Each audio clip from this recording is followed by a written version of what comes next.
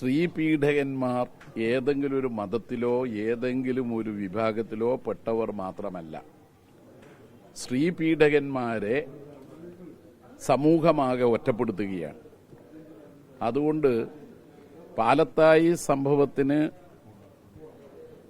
ഉത്തരവാദിയായ അധ്യാപകന്റെ പേരിൽ മാതൃകാപരമായ ഒരു ശിക്ഷയാണ് കോടതിയിൽ നിന്നുണ്ടായത്. മരണം വരെ ജീവപര്യന്തം. ആ കേസ് തേച്ചുമായ്ച്ചു കളയാൻ വേണ്ടിയിട്ടുള്ള പരിശ്രമം BJP ഉന്നത തലങ്ങളിൽ നടത്തിയിരുന്നു. പക്ഷേ അന്വേഷണ സംഘം തെളിവുകൾ കണ്ടെത്തി ശാസ്ത്രീയമായ വിവരങ്ങളടക്കെ എടുത്ത് പുറത്തു കൊണ്ടുവന്നിട്ടാണ് ശിക്ഷ നൽകിയത്. അതുകൊണ്ട് സ്ത്രീപീഡകന്മാർ ആരായാലും സ്ത്രീപീഡകന്മാരാണ്.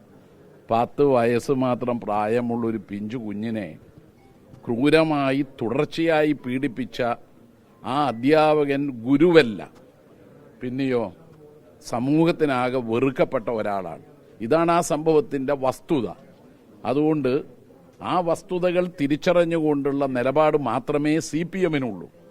CPIM എല്ലാ പ്രശ്നങ്ങളിലും ശരിയായ നിലപാട് സ്വീകരിക്കുന്നത് പോലെ ഈ പ്രശ്നത്തിൽ സ്വീകരിച്ച ശരിയായ നിലപാട് സ്ത്രീ പീഡനത്തെയാണ് എതിർക്കുന്നത്. അതിന് ഉത്തരവാദികൾ ആരാണോ അവരെ നിയമത്തിന് മുമ്പിൽ കൊണ്ടുവരും.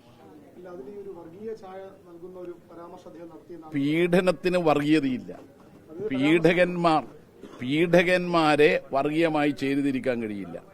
അവരാരാണോ പീഡനം നടത്തുന്നത് അവരാണ്. രാഹുൽ മാങ്കൂട്ടത്തിൽ ഇപ്പോ കുപ്രസിദ്ധി ആർജിച്ചല്ലോ. ആ രാഹുൽ മാങ്കൂട്ടത്തിന്റെ പ്രശ്നത്തെ വർഗീയമായിട്ടല്ല കാണേണ്ടത്.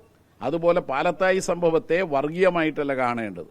ഹരീന്ദ്രൻ പറഞ്ഞിട്ടുള്ള ഒരു കാര്യം, എല്ലാ വിഭാഗത്തിലും പെട്ട പീഡകന്മാരെ ഒറ്റപ്പെടുത്തുന്ന സമൂഹം എന്നുള്ളതാണ്. അതിനെ വക്രീകരിച്ച് അവതരിപ്പിക്കുന്നതാണ് തെറ്റ്. ഇതിൽ അന്നുണ്ടായ ക്യാമ്പയിൻ മാധ്യമ സുഹൃത്തുക്കൾ ഓർക്കണം. അന്ന് ഗവൺമെന്റിനെതിരായി ഒരു ഭാഗത്ത് BJP, മറ്റൊരു ഭാഗത്ത് SDPI, വേറൊരു ഭാഗത്ത് ലീഗ്, ഇവരെല്ലാം ചേർന്ന് ഗവൺമെന്റ് വിരുദ്ധ പ്രസംഗങ്ങളും പ്രചാരവേലകളും വ്യാപകമായി നടന്നു. ഇതാ സംഘപരിവാറുകാരനെ രക്ഷിക്കാൻ പോവുകയാണ്. ഇപ്പോൾ ഒരു പുതിയ പ്രചാരവേലയുണ്ട്. ഏത് പ്രശ്നത്തെയും സംഘപരിവാറിനെ സഹായിക്കുകയാണ് ഇടതുപക്ഷം എന്നുള്ള പ്രചാരവേല. ആ പ്രചാരവേലയിൽ ഒരർത്ഥവുമില്ല. മുഖ്യമന്ത്രിയെ ചൂണ്ടിക്കാട്ടിക്കൊണ്ട് ചിലർ പറയാറുണ്ട് BJPയെ സഹായിക്കുകയാണ് ചെയ്യുന്നത്. അതിലൊരു വസ്തുതയുമില്ല. പച്ചക്കള്ളമാണത്. CPM-ഓ ഇടതുപക്ഷമോ സംഘപരിവാറിന്റെ വക്താക്കളല്ല, അവരെ സഹായിക്കുന്നവരല്ല. അവരുടെ രാഷ്ട്രീയത്തോട് ഒട്ടും യോജിപ്പില്ല. അവരുടെ രാഷ്ട്രീയം ജനങ്ങളെ ഭിന്നിപ്പിക്കുന്ന രാഷ്ട്രീയമാണ്, വെറുപ്പിന്റെ രാഷ്ട്രീയമാണ്. ഭരണഘടന 1950 ജനുവരി 26 പാസാക്കിയത് അംഗീകരിക്കുന്നില്ല അവർ.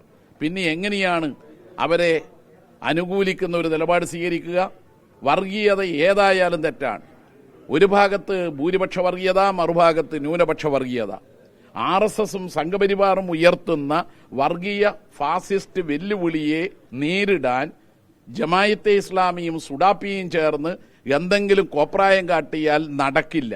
ഇവിടെ സംഘപരിവാറുകാരനായ ഒരു നേതാവിന്റെ 10 വയസ്സുള്ള പെൺകുട്ടിയെ ക്രൂരമായി പീഡിപ്പിച്ച നടപടിക്കെതിരായി ഇടതുപക്ഷം തികച്ചും ശരിയായ നിലപാടാണ് സ്വീകരിച്ചത്. എന്നാൽ ആ ഘട്ടത്തിലാണ് സംഘപരിവാറുകാരും ഇടതുപക്ഷത്തെ കുറ്റപ്പെടുത്തുന്നു, സുഡാപ്പിയും കുറ്റപ്പെടുത്തുന്നു, ലീഗും കുറ്റപ്പെടുത്തുന്ന നില വന്നത്.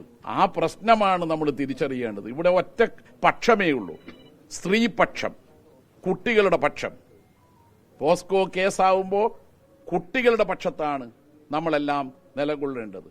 RSSന്റെ ശാഖയെന്നാണല്ലോ അച്ഛന്റെ കയ്യും പിടിച്ചു പോയ ചെറിയ പ്രായത്തിലുള്ള ഒരു കുട്ടിയെ ആനന്ദ് അജി എന്ന് ഇന്ന് 24 വയസ്സിലേക്ക് എത്തിയപ്പോൾ ആത്മഹത്യയിലേക്ക് നയിക്കപ്പെട്ട ആ ചെറുപ്പക്കാരൻ എഴുതി വെച്ചത്, ഒരാളും RSSന്റെ ശാഖകളിൽ പോകാൻ പാടില്ല.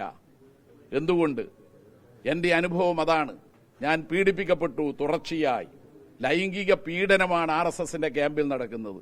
ഇതിന്റെ മറുഭാഗത്ത് സുഡാപ്പിയും ജമായത്തെ ഇസ്ലാമിയും അവരുടെ ഭീകരവാദ പ്രസ്ഥാനവും ആയുധ പരിശീലനം നടത്തിക്കൊണ്ട് അണികളെ യഥാർത്ഥത്തിൽ സാമൂഹ്യ വിരുദ്ധ ചെയ്തികൾ ചെയ്യാനാണ് പ്രേരിപ്പിക്കുന്നത്.